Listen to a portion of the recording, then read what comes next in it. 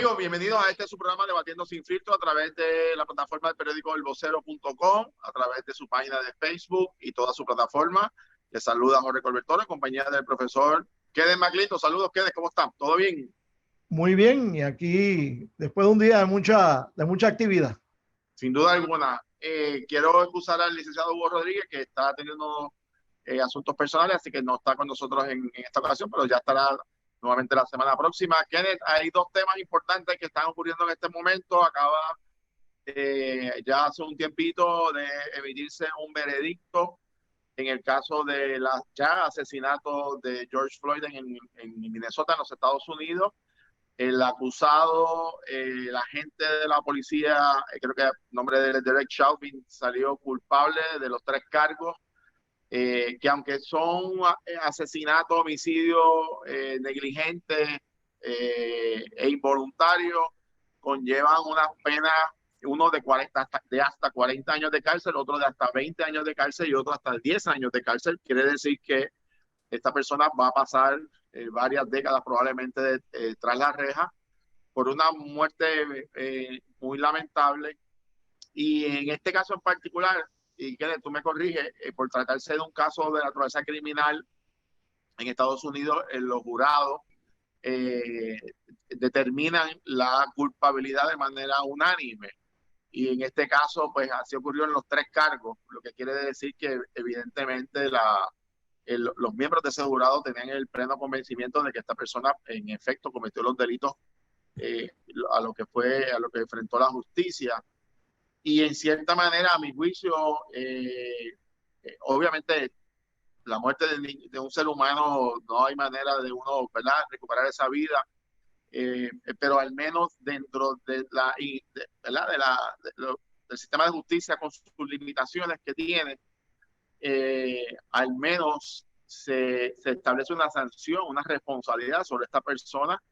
Y hay otros oficiales también que están acusados de otros delitos que también pues, tendrán su día en corte más adelante. ¿Qué te parece, Kenneth, esta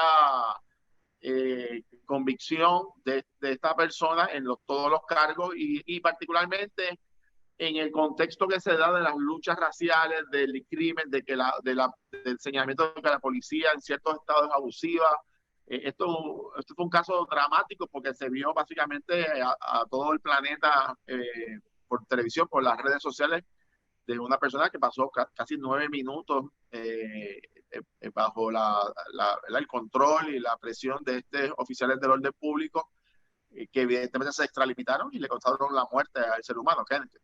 Pues mira, hubo un visual esta tarde al final del juicio cuando se anunció el veredicto de el policía apaciblemente escuchando los resultados del juicio y levantándose, poniendo sus manos en la espalda para facilitar el que se le esposara. Y el visual importante fue cuando él se viró para caminar hacia la puerta para comenzar su encarcelamiento, del cual probablemente él no va a volver a ver la luz del día como un hombre libre en lo que queda de su vida. Y la gente pudiendo ver a este ex policía con sus manos esposadas. Yo creo que eso envía un mensaje poderoso. Sin embargo, el mensaje que yo quisiera, el mensaje visual, que yo espero que todos nosotros acá en Puerto Rico recordemos, no es el de este policía que cometió actos criminales. Yo quiero que nos recordemos siempre del visual del policía de tránsito que ayudó a atender un accidente fatal arrodillado al lado del conductor de un vehículo en sus últimos momentos de vida, orando por el alma de este ciudadano que estaba en vías de expirar su último respiro frente a este policía que hizo todo lo que pudo por ayudarle, pero que se daba cuenta de que ese ciudadano no iba a sobrevivir las circunstancias en que se encontraban. Y yo creo que a ese héroe policíaco, a ese policía cristiano, a ese policía que sabía hasta dónde llegaban sus funciones policíacas y dónde comenzaban sus funciones como un cristiano que tiene que ayudar a otro cristiano en el momento de su transición a la vida eterna. Ese yo prefiero que sea el mensaje y el visual que quede en mi mente de cómo son los policías. La inmensa mayoría de los policías son personas buenas. Muy, muy pocos policías son como el policía cuyas manos vimos esposadas a su espalda, caminando hacia el comienzo de una larga sentencia que habrá de imponérsele por los delitos que cometió.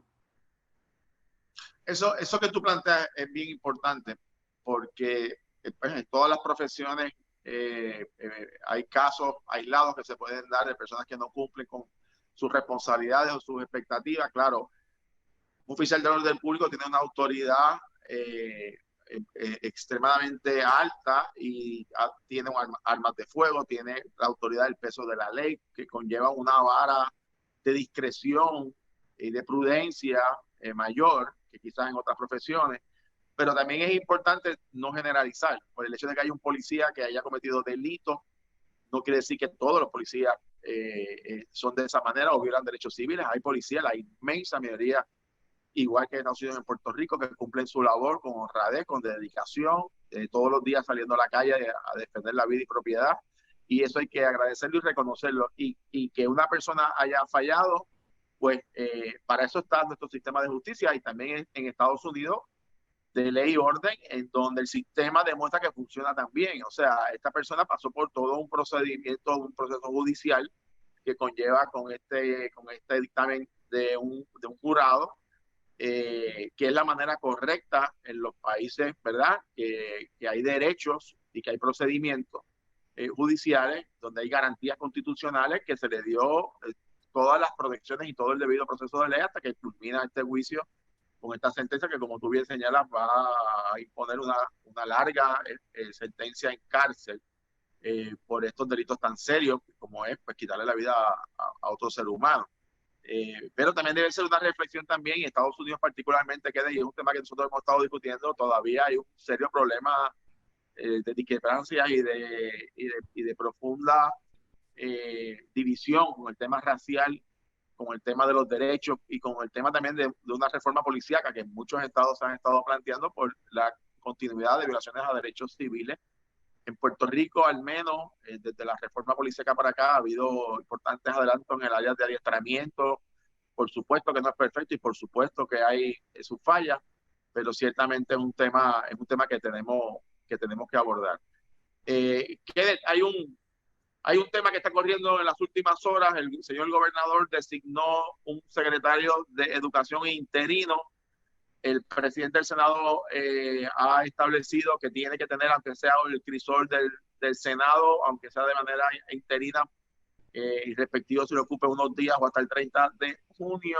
Y la información que tenemos en este momento es que el Senado ha radicado una resolución para rechazar el nombramiento, lo que según el Senado conllevaría que esta persona, el secretario designado interino, no pueda ocupar el cargo. El gobernador ha dicho que el Estado de Derecho le permite a él hacer ese nombramiento.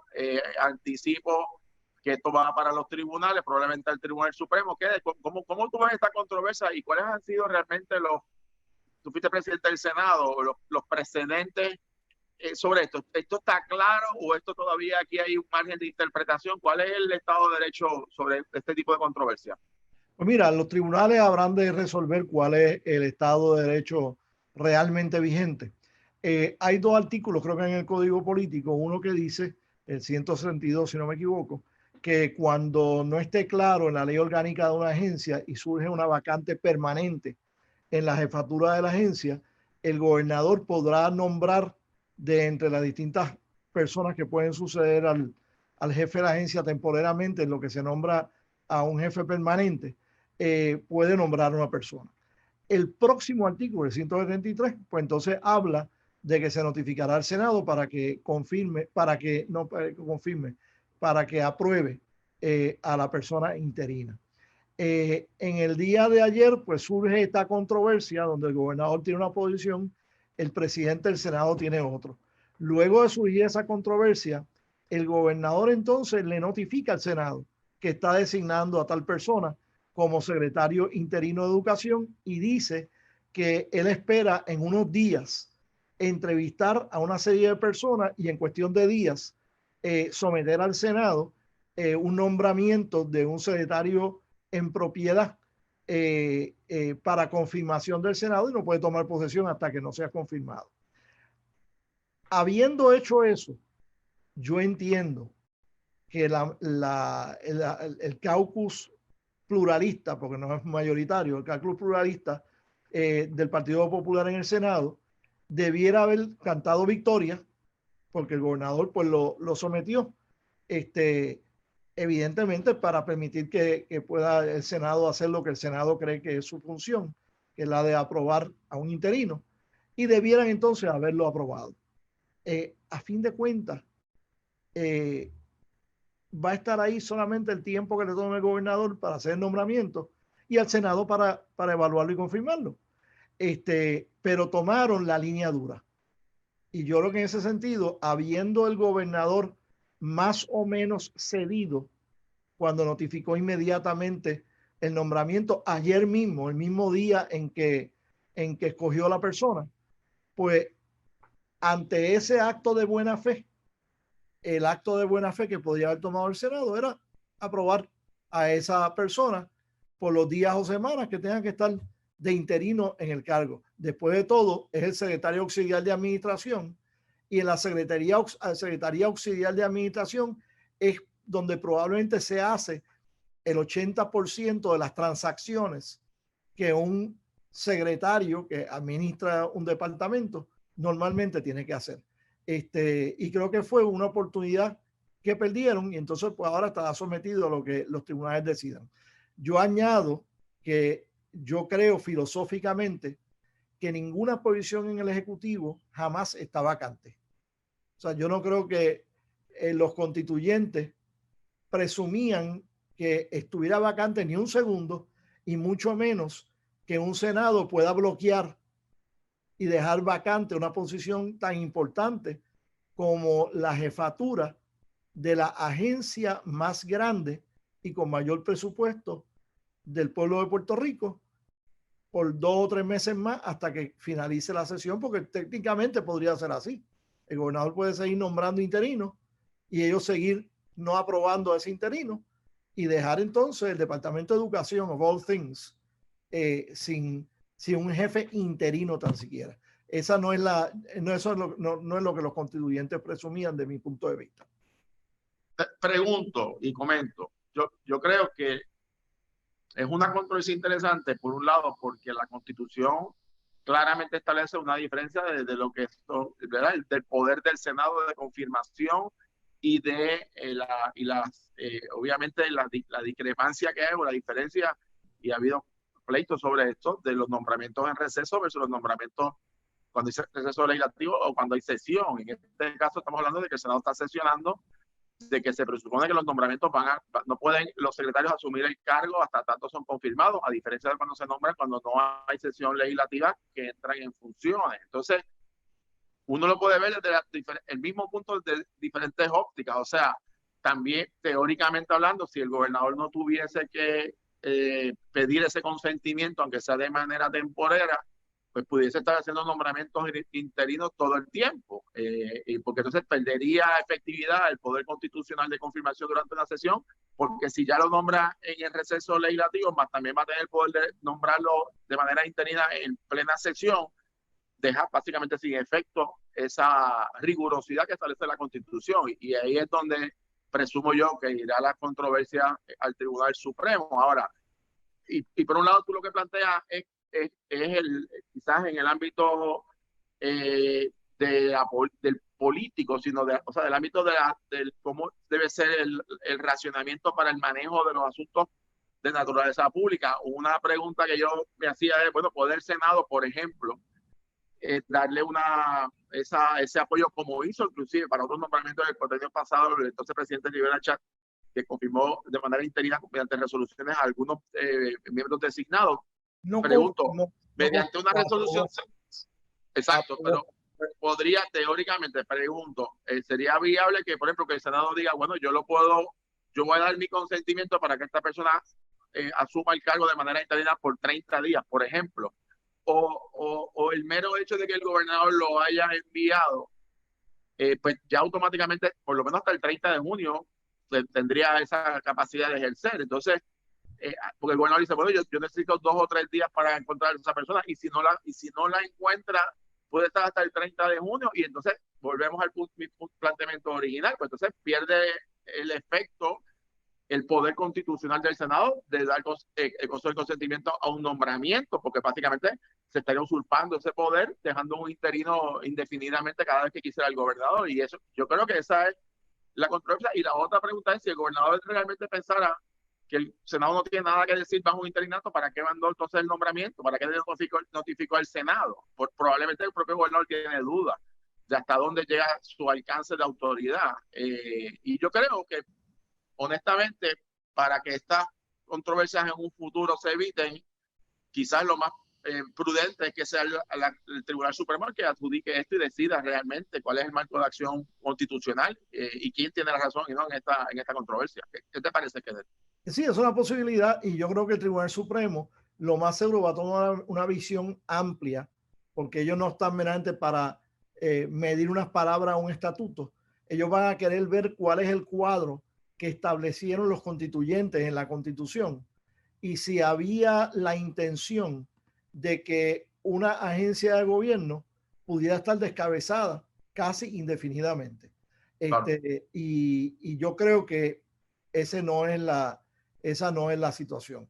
Y creo que mientras el gobernador escoja entre subsecretarios y secretarios auxiliares, pues está escogiendo entre personas que ya se le ha delegado unas funciones de liderato dentro de esa agencia por un tiempo en el pasado. No es como que estás trayendo a un extraño de afuera que no conoce nada de la agencia. Pero creo nuevamente que la razón por la cual el gobernador sometió el nombramiento el mismo día por escrito al Senado fue como un acto de buena fe que debió haber sido correspondido por otro acto de buena fe de parte del partido que controla el Senado de Puerto Rico, aunque no sea por mayoría. Lo otro es, y si la resolución no obtuviera los 14 votos en el Senado, entonces, ¿queda aprobado el nombramiento o esa es una gran pregunta que vamos a hacer esta misma noche, probablemente más tarde, porque aparentemente va a haber un debate sobre esto, así que estaremos aquí horas largas, quizás, a menos que se llegue a votación sin debate, lo que sería bueno escuchar el debate, sobre todo si va a ir al tribunal para ver los argumentos de lado y lado, pero una controversia interesante. Y yo, fíjate, aunque podemos tener la discrepancia de quién tiene las razones entre el Ejecutivo y el Legislativo, en algo podemos coincidir, que es que el Departamento de Educación necesita dirección lo antes posible. Esto es un departamento que ofrece un servicio esencial, sea quien sea el secretario o la secretaria que venga. El gobernador debe de moverse rápidamente porque son los niños, de la educación de nuestros niños, y tiene que tener prioridad sobre muchas cosas, y pues sin duda pues es algo que tenemos que darle atención inmediata a la educación pública en Puerto Rico. Kenneth, nos vamos. Gracias. Gracias a ti. Seguimos en la semana que viene en la discusión. Estaremos pendientes. A ustedes, gracias por su sintonía. Continúen pendientes las noticias a través de la página del vocero.com, y mañana, obviamente, en el periódico. Además, nuestras columnas durante la semana en el periódico El Vocero. Gracias a ustedes por su sintonía. Que pasen buenas noches. Buenas noches.